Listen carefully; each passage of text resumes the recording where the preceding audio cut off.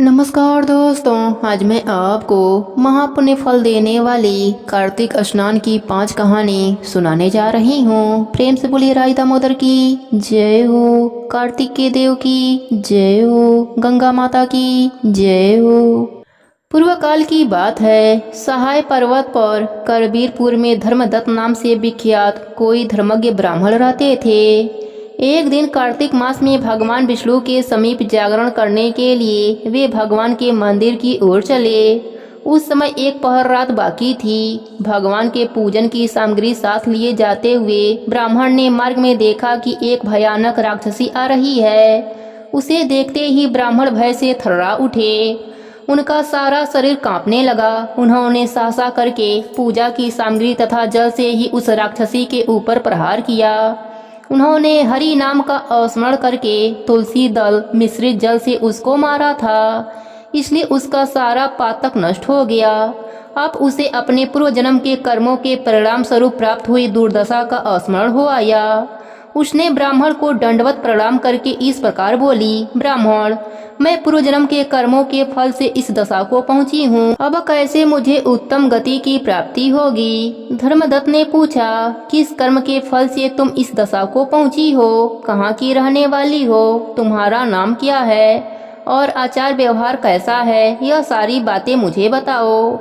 कलहा बोली, ब्राह्मण, मेरे पूर्व जन्म की बात है। सौराष्ट्र नगर में भिक्षु नाम के एक ब्राह्मण रहते थे। मैं उन्हीं की पत्नी थी।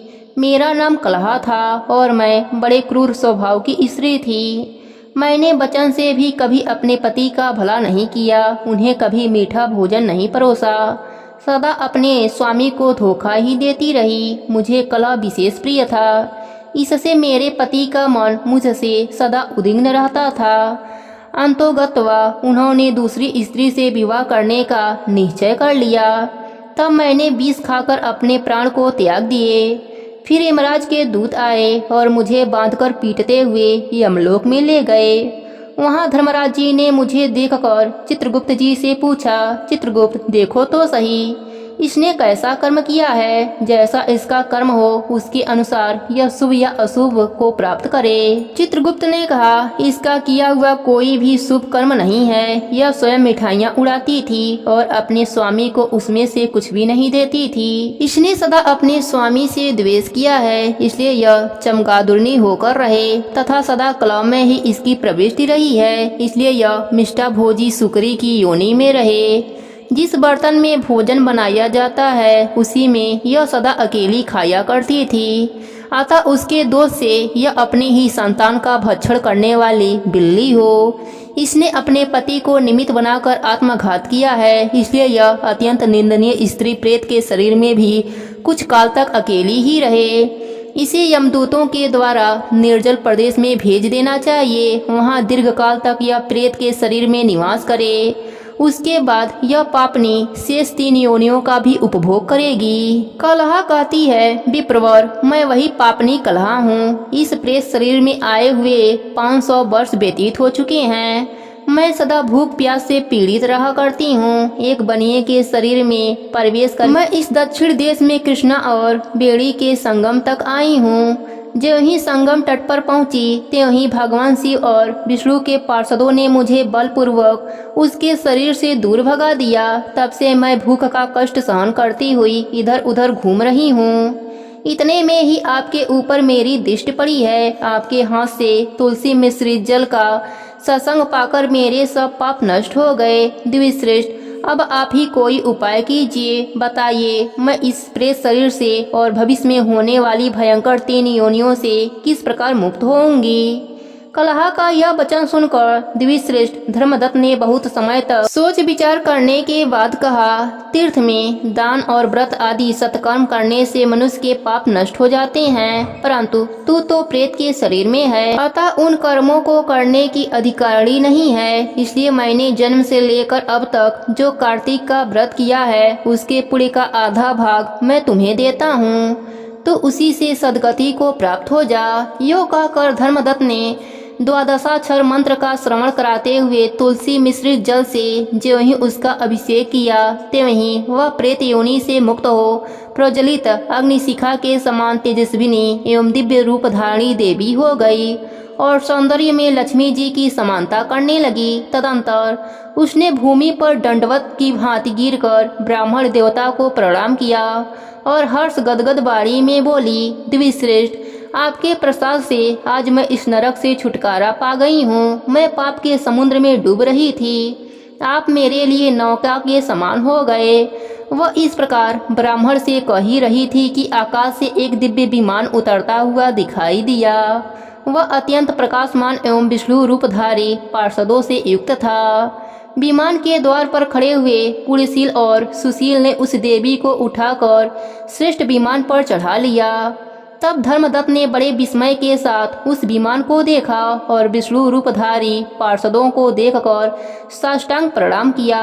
पुण्यशील और सुशील ने प्रणाम करने वाले ब्राह्मण को उठाया और उसकी सराहना करते हुए कहा, द्विश्रेष्ठ, तुम्हें साधुवाद है, क्योंकि तुम सदा भगवान विष्णु के भजन में तत्पर रहते हो, दीनों पर दया करते हो, सर्वज्ञ हो तथा भगवान विष्णु के व्रत का पालन करते हो। तुमने बचपन से लेकर अब तक जो कार्तिक व्रत का अनुष्ठान किया है उसके आधे भाग का दान करने से तुम्हें दूना पुण्य प्राप्त हुआ है और इसके सैकड़ों जन्मों के पाप नष्ट हो गए हैं। अब यह वैकुंठ धाम में ले जाई जा रही है। तुम भी इस जन्म के अंत में अपनी दोनों स्त्रियों के साथ भगवान विष्णु के वैकुंठ धाम में जाओगे। धर्मदत्त, जिन्होंने तुम्हारे समान भक्ति पूर्वक भगवान विष्णु की आराधना की है, वे धन्य और कृतकृत हैं। इस संसार में उन्हीं का जन्म सफल है। भली भांति आराधना करने पर भगवान विष्णु देहधारी प्राणियों को क्या नहीं देते हैं। उन्होंने ही उत्तानपाद के पुत्र को पूर्व काल में ध्रुव पद पर स्थापित किया। उनके नामों का स्मरण करने मात्र से समस्त जीव सद्गति को प्राप्त होते हैं। पूर्व काल में ग्रहग्रस्त गजराज उन्हीं के नामों का स्मरण करने से मुक्त हुआ था। तुमने जन्म से ही लेकर जो भगवान विष्णु को संतुष्ट करने वाले व्रत का अनुष्ठान किया है, उससे बढ़कर न यज्ञ है, न दान है, न तीर्थ है। विप्रवर, तुम धन्य हो, क्योंकि तुमने जगत गुरु भगवान विष्णु को प्रसन्न करने वाला ऐसा व्रत किया है कि जिसके आधे भाग के फल को पाकर यह स्त्री हमारे साथ भगवान के लोक में जा रही है। धर्मदत्त और कलहा की इस कथा को कहने या सुनने से कार्तिक स्नान का संपूर्ण फल प्राप्त हो जाता है। प्रेम से बोली विष्णु भगवान की जय हो, राई दामोदर की जय हो, गंगा माता की जय हो। एक गांव में एक बुढ़िया अम्मा रहती थीं। उनका एक बेटा और एक बहू थी। बुढ़िया अम्मा धार्मिक कार्य को करने में व्यस्त रहती थी। कार्तिक का महीना आया तो बेटे बहू ने कहा, माँ, तुम हर साल कार्तिक के महीने में स्नान दान करती हो, क्या तुम्हें इसका कोई फल मिलता है? मेरे विवाह को 5 वर्ष हो गए हैं, परंतु ना तो कोई नौकरी लगी और ना ही तुम्हारा कोई पोता पोती हुआ। माँ बोली, बेटा, मैं दामोदर भगवान से पूछूंगी कि मेरे नित्य नियम का फल मुझे कब मिलेगा। इतना कहकर वह घर से निकल गईं। वह रास्ते में राई दामोदर की जय हो बोलते हुए चली जा रही थीं। रास्ते में उन्हें एक आदमी मिला जिसे कोढ़ की बीमारी थी। वह बोला, माई, आप कहाँ जा रही हो? बुढ़िया अम्मा ने कहा, भाई, मैंने अपने जीवन काल में हर साल कार्तिक मास में स्नान दान व्रत आदि किया है, लेकिन मेरे बेटे बहू कहते हैं कि इसका कोई पुण्य नहीं मिला। इसलिए दामोदर भगवान से मिलकर यह पूछूंगी कि मुझे इसका फल कब मिलेगा। तब कोढ़ी बोला, माई, यदि तुम्हें भगवान मिले तो तुम मेरे भी दुख का निवारण पूछ लेना। जब मैं 13 वर्ष का था तब से मुझे कोढ़ है। यह सजा मुझे किस कर्म से मिल रहा है? बुढ़िया अम्मा बोली, जरूर पूछ लूंगी। यह कहकर वह जय हो राई दामोदर की कहते हुए आगे बढ़ गईं। चलते चलते रास्ते में उन्हें एक कुम्हार पति पत्नी मिले। उन्होंने पूछा, माई, आप कहाँ जा रही हो? बुढ़िया अम्मा ने सारी बात कुम्हार को बता दी। कुम्हार सुनकर बोला, माई, क्या आप हमारे दुखों का निवारण भगवान से पूछ लोगी? हमारा आजीविका केवल मटके बनाने से ही चलता है। पिछले 2 वर्षों से हमारे चाक पर टूटे फूटे मटके बन रहे हैं। कुछ भली भांति बन भी जाए तो वह पकते समय फूट जाते हैं। ऐसा क्यों होता है, यह आप जरूर पूछ लेना। बुढ़िया अम्मा बोली, जरूर पूछ लूंगी। इतना कहकर वहाँ से जय हो राई दामोदर की कहते हुए आगे बढ़ चली।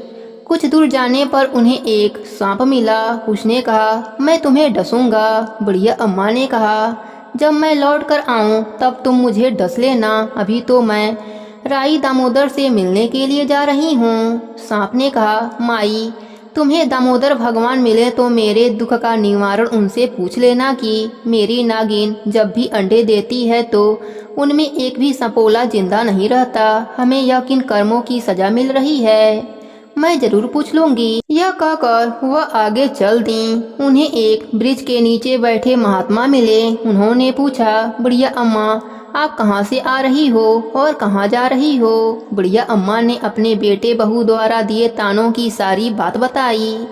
यह सुनकर महात्मा जी बोले, यदि तुम्हें भगवान मिल भी गए तो तुम उन्हें पहचानोगी कैसे। बुढ़िया अम्मा बोली, मैं उन्हें पहचान लूंगी। इतना कहकर उन्होंने महात्मा को प्रणाम किया और बोली, जय हो राई दामोदर की। ऐसा कहते ही दामोदर भगवान ने उन्हें दर्शन दिया। भगवान ने कहा, बोलो तुम्हें क्या चाहिए। बुढ़िया अम्मा ने कहा, हे प्रभु आपके दर्शन होते ही मुझे सब कुछ मिल गया, अब मुझे कुछ नहीं चाहिए। भगवान बोले, तुम्हारा कल्याण हो। अब बुढ़िया माई रास्ते में मिले सभी लोगों के दुखों का निवारण पूछने लगीं। सबसे पहले कोढ़ी के बारे में पूछा तो भगवान बोले, बुढ़िया माई वह कोढ़ी अपने पिछले जन्म के कर्मों का फल भोग रहा है। पिछले जन्म में वह नगर का राजा था। वह अपने प्रजा को बिना वजह ही दंड देता था। उस कोढ़ी को अपने ही प्रजा से मिली आह लगी है। तुम मेरे चरणों की धूली ले जाओ, उसके शरीर पर लगा देना, वह ठीक हो जाएगा। अब बुढ़िया माई ने कुम्हार दंपत्ति के दुखों का निवारण पूछा तो भगवान बोले, एक बार उसी के गांव का गरीब व्यक्ति अपने बेटी के विवाह के लिए कलश लेने आया था। उसके पास पैसे न होने के कारण कुम्हार दंपत्ति ने उसे कलश नहीं दिया।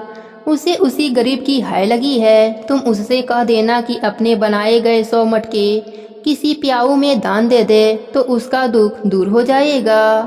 अब बुढ़िया अम्मा ने नाग के दुख का कारण पूछा। भगवान बोले, उस नाग ने एक बार किसी गर्भवती स्त्री को डस लिया था। वह स्त्री अपने गर्भस्थ बच्चे के साथ मर गई। उसी की हाय उस नाग को लगी है। तुम नाग से कह देना कि यदि वह अपनी अमृत मणि किसी गरीब को दे दे तो उन्हें बच्चे हो जाएंगे। उन सबके दुखों का निवारण पूछने के बाद बुढ़िया अम्मा ने भगवान को प्रणाम किया। भगवान तो अंतर ध्यान हो गए।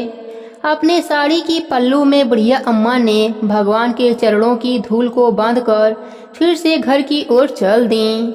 सबसे पहले वह सांप से मिली। सांप ने कहा, क्या हुआ बुढ़िया अम्मा, भगवान के दर्शन हुए, मेरे दुखों का निवारण पूछा। बुढ़िया अम्मा ने उसे सारी बात बताई।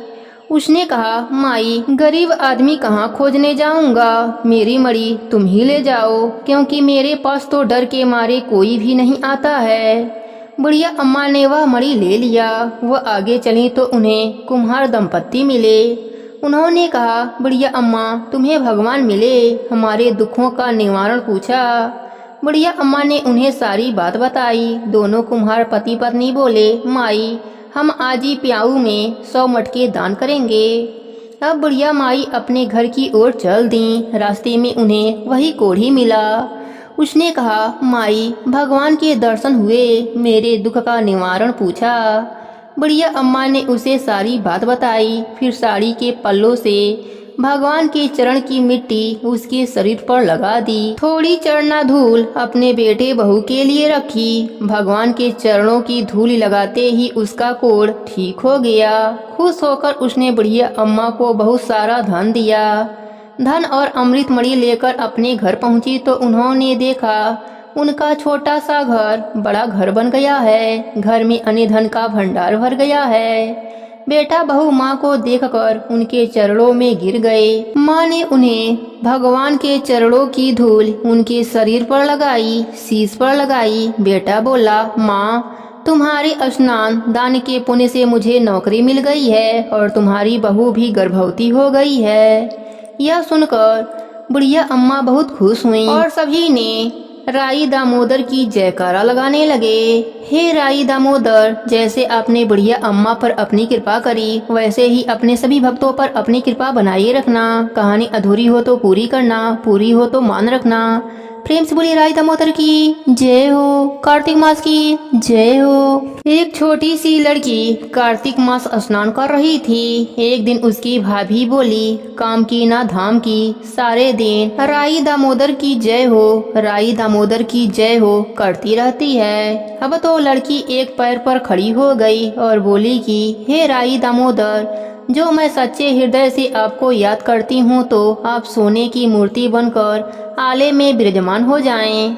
भगवान का सिंहासन डोलने लगा कि छोटी सी लड़की तप कर रही है। तब राई दामोदर सोने की मूर्ति बनकर आले में विराजमान हो गए। लड़की ने आंखें खोलकर देखा तो सोने की मूर्ति बनकर आले में रखी है। अब आवाज दी, देख लो भाभी, राई दामोदर को देख लो माँ, राई दामोदर को देख लो। तो माँ दौड़ती हुई आई और भाभी भी दौड़ती हुई आई। सभी लोग राई दामोदर की जयकारा लगाने लगे। हे राई दामोदर, जैसे आप छोटी लड़की का सत रखा वैसे ही सबका रखना। प्रेम से बोलिए राई दामोदर की जय हो। एक ब्राह्मण ब्राह्मणी थे। 7 कोस गंगा जमुना नहाए जाया करते थे। ब्राह्मणी बहुत थक जाती थी। एक दिन वह बोली, कोई बेटा होता तो बहू आती, घर में खाना बना हुआ मिलता, कपड़े धुले हुए मिलते। ब्राह्मण बोला, तू बहुत अच्छी बात कही, तो मैं तेरे लिए बहू ला देता हूँ। एक पोटली में चून बांध दे, उसमें थोड़ी सी मोहर असरफी डाल दे। उसने पोटली बांध दी। ब्राह्मण चल दिया। कुछ दूर पर गंगा जी के किनारे लड़कियां अपने अपने मिट्टी का घर बनाकर खेल रही थीं। उनमें से एक बोली, मैं तो अपना घर नहीं बिगाड़ूंगी, मुझे तो रहने के लिए घर चाहिए। ब्राह्मण को वह लड़की मन भा गई। वह अपने मन में सोचने लगा, यही एक समझदार सी लड़की है। वह उसके पीछे पीछे हो लिया। जब वह घर पहुंची तो जाकर बोला, बेटी मैं भूखा हूँ, अपनी माँ से पूछ ले, मेरे लिए 4 रोटी बना देंगी क्या? कार्तिक का महीना है, मैं किसी के घर का रोटी नहीं खाता। मेरे पास यह चून है, अपनी माँ को दे दियो और अपने माँ से कह दियो कि चून छान लेंगी। लड़की बोली, अच्छी बात है बाबा। उसने अपने माँ से कहा कि माँ, बाहर एक बाबा बैठे हैं, उसके लिए रोटी बना देना और आटा छान लेना। उसने आटा छाना तो उसमें से मोहर असरफी निकली। वह बोली, जिसके आटे में इतनी मोहर असरफी है उसके घर में कितनी होगी। जब बाबा रोटी खाने बैठा तो उसकी माँ बोली, बाबा तुम अपने लड़के की सगाई करने जा रहे हो क्या? बाबा कहने लगा कि मेरा लड़का तो काशी जी पढ़ने के लिए गया है, अगर तुम कहो तो खाड़ कटोरे से तुम्हारी लड़की को ब्याह कर ले जाऊं। अच्छी बात है बाबा। वो ब्याह कर ले आया। आकर बोला, रामू की माँ, किवाड़ खोल, देख मैं तेरे लिए बहू लाया हूँ। बुढ़िया बोली, दुनिया तो बोली मारे, तू भी बोल मार ले। हमारे तो 7 जन्म भी बेटा नहीं है तो बहू कहाँ से आएगी? ना तू किवाड़ खोलना। उसने किवाड़ खोला, देखा तो सामने बहू खड़ी है। सास आदर सत्कार से बहू को अंदर ले आई। बूढ़ा बुढ़िया नहाने जाते, बहू घर का सारा काम करती, खाना बनाती, कपड़े धोती, रात को उनके पाँव भी दबाती। इस तरह से बहुत समय निकल गया। सास बोली, बहू चूल्हे की आंच बुझने नहीं देना और मटके का पानी भी खत्म मत होने देना। एक दिन चूल्हे की आग बुझ गई। बहू भागी भागी पड़ोस में गई। जाकर बोली, पड़ोसन मुझे थोड़ी सी आंच दे दो, मेरे चूल्हे की आंच बुझ गई है। मेरे सास ससुर आते ही होंगे, सुबह 4 बजे के गंगा नहाने गए हुए हैं। पड़ोसन ने कहा, तू तो बावली है, तुझे तो यह यूं ही उठाकर लाए हैं। इनके 7 जन्म से भी कोई बेटा नहीं हुआ। बहू बोली, नहीं तो इनका बेटा तो काशी जी पढ़ने गए हैं। पड़ोसन बोली, ना झूठ बोल रहे हैं। बहू बोली, अब मैं क्या करूं? पड़ोसन ने कहा, जली फूकी रोटी सेक देना, अलुनी दाल दे देना, खीर की कलछी दाल में, दाल की कलछी खीर में डाल देना। उसको पड़ोसन की सीख लग गई। उसने ऐसा ही किया। सास ससुर आए, उसने आज न तो आदर सत्कार किया और न ही उनके कपड़े धोए, खाना लगा दिया। सास बोली, बहू यह क्या है? यह तो जली फूटी रोटी है, अलूनी दाल है, खा लो सासू जी। तुम एक दिन खा लोगी तो कुछ ना होगा, मुझे तो जीवन भर अनूठी ही रहनी है। सास बोली, बहू को तो पड़ोस की सीख लग गई है। बहू रात को सो गई, सुबह भागी भागी पड़ोसन के पास गई, जाकर बोली, अब मैं क्या करूं? पड़ोसन बोली, सातों कोठों की चाबी मांग लेना। जब सासू जाने लगी तो बहू अड़कर आगे खड़ी हो गई, बोली, बाद में जाना, पहले मुझे सातों कोठों की चाबी दे दो। ससुर बोला, चाबी दे दो, आज भी इसका कल भी इसका, हमारा क्या है, आज मरे या कल। पीछे से बहू ने कोठे खोलकर देखा तो किसी में अन्न, किसी में धन, किसी में बर्तन, किसी में कपड़े के अटूट भंडार भरे पड़े हैं। सातवां कोठा खोलकर देखा तो उसमें गणेश जी, लक्ष्मी जी, पीपल, पथवारी, कार्तिक के ठाकुर, राई दामोदर, तुलसी जीव का बीवड़ा, 36 करोड़ देवी देवता विराजमान हैं। गंगा जमुना बह रही हैं। तिलक छापे लगाए चौकी पर बैठा एक लड़का माला जप रहा है। वह बोली, तू कौन है? वह बोला, मैं तेरा पति हूँ, किवाड़ बंद कर दे, मेरे माँ बाप आएंगे तब खोलना। अब तो बहू खुश हो गई। 36 प्रकार के भोजन बनाए, 16 श्रृंगार किया, नाची गाई। सास ससुर आए, बड़े प्यार से उसने उनसे बात करी, उनके कपड़े धोए, खाना खिलाया। बूढ़ा बोला, बहू तो धन देखकर राजी हो गई। बहू सास के पैर दबाती जाए और कहती जाए, माँ जी तू इतनी दूर 12 कोस गंगा जमुना नहाने क्यों जाती हो? थक जाती हो, तुम घर में ही नहा लिया करो। सास बोली, बावली कहीं की, घर में भी गंगा जमुना बहती हैं क्या? बहू बोली, हाँ माँ जी, चलो मैं दिखाती हूँ। उसने 7वां कोठा खोलकर दिखाया। उसमें गणेश जी, लक्ष्मी जी, पीपल, पथवारी, तुलसी, कार्तिक के ठाकुर, राई दामोदर, शिव, पार्वती, 36 करोड़ देवी देवता विराजमान हैं। गंगा जमुना बह रही हैं। तिलक छापे लगाए चौकी पर बैठा एक लड़का माला जप रहा है।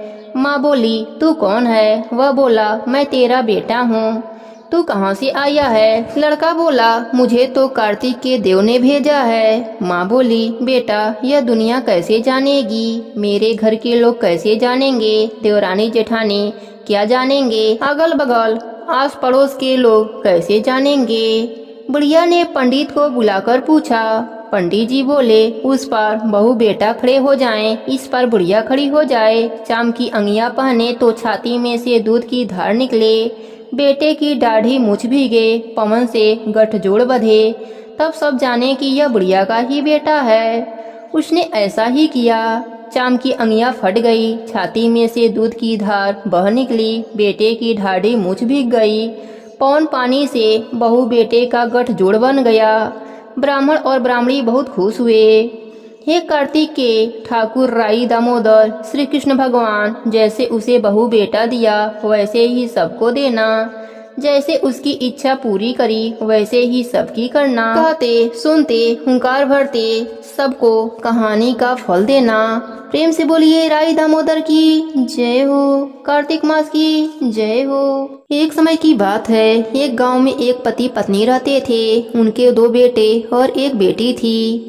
बड़ा होने पर दोनों बेटों का विवाह हो गया। बड़ी वाली बहू बहुत ही घमंडी थी और अपने में ही मगन रहती थी। सास ससुर की बिल्कुल भी सेवा नहीं करती थी।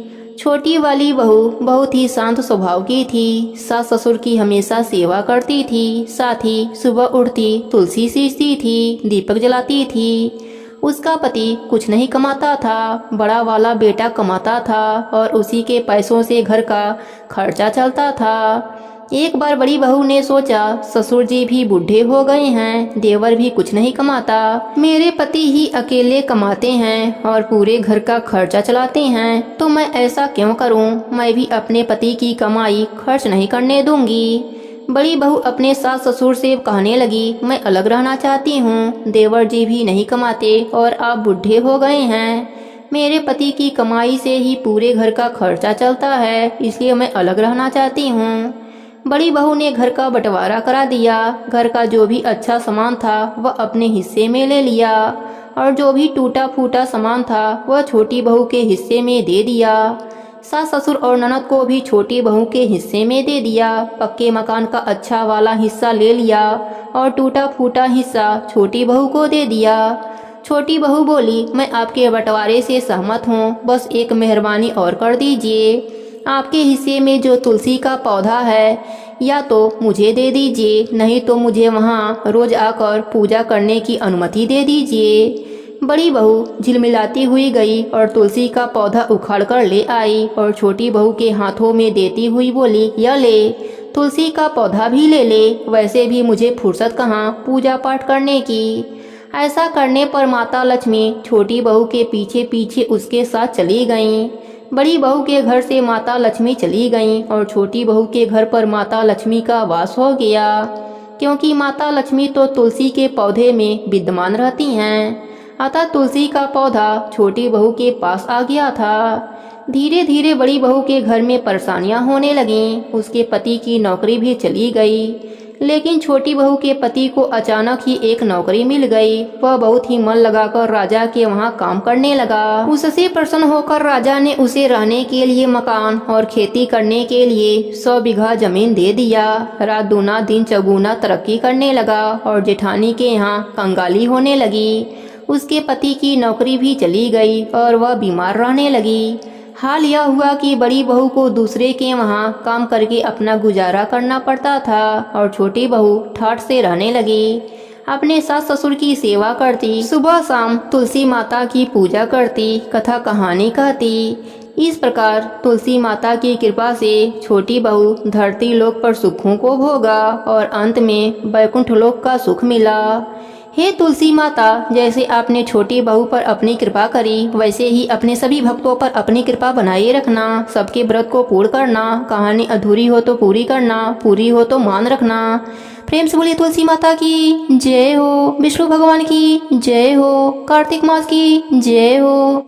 एक समय की बात है, एक नगर में एक राजा रहता था। उस राजा की 7 बेटियां थीं। एक दिन राजा ने अपने बड़ी बेटी से कहा, बताओ बेटा, तुम किसके भागी का खाती हो?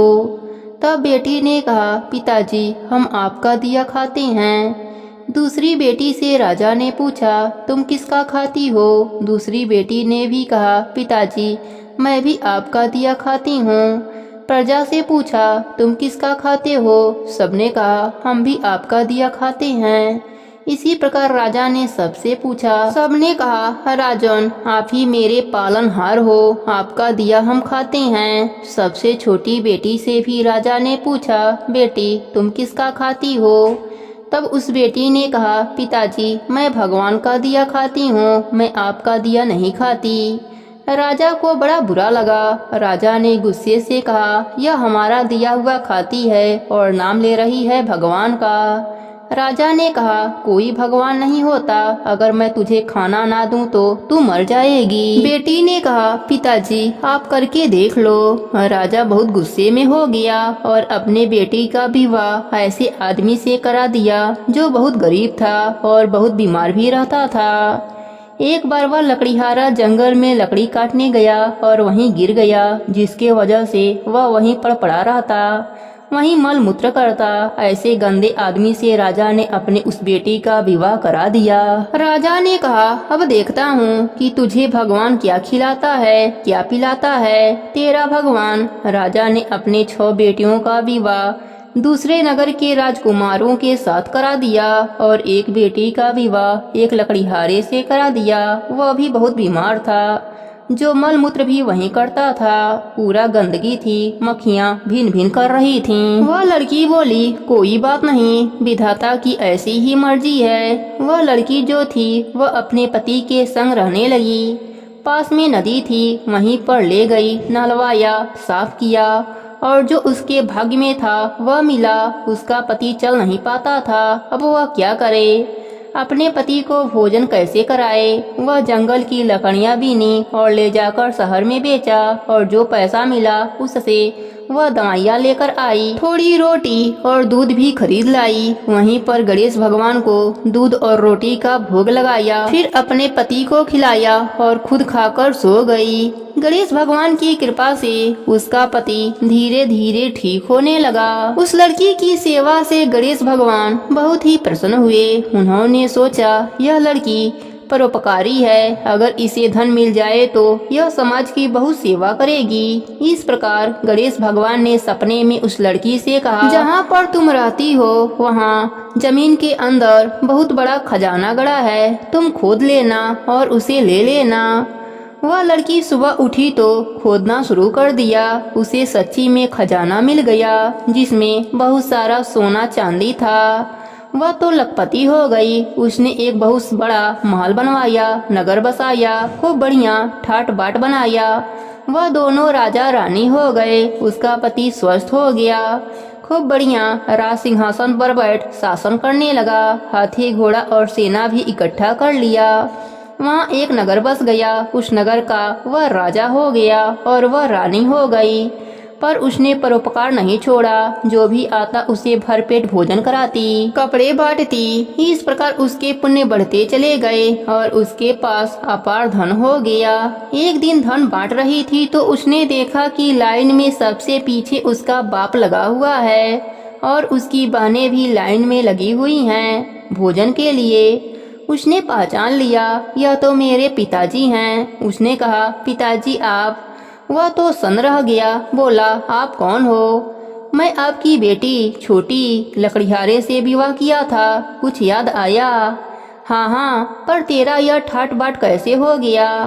पिताजी, पहले यह बताओ कि आपकी यह दुर्गति कैसे हो गई? बेटी, तुमने सच कहा था। मैं बहुत बड़ा अहंकारी था कि मैं राजा हूँ, लेकिन मेरी राजगद्दी छीनते देर न लगी, सब नाश हो गया।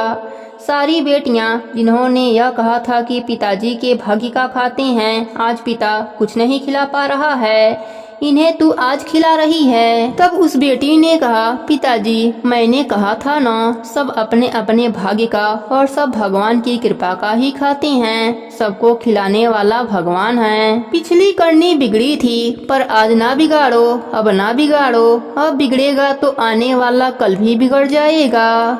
हे गणेश जी महाराज, जैसे आपने छोटी राजकुमारी पर अपनी कृपा करी, वैसे ही अपने सभी भक्तों पर अपनी कृपा बनाए रखना। कहानी अधूरी हो तो पूरी करना, पूरी हो तो मान रखना। प्रेम से बोलिए गणेश भगवान की जय हो।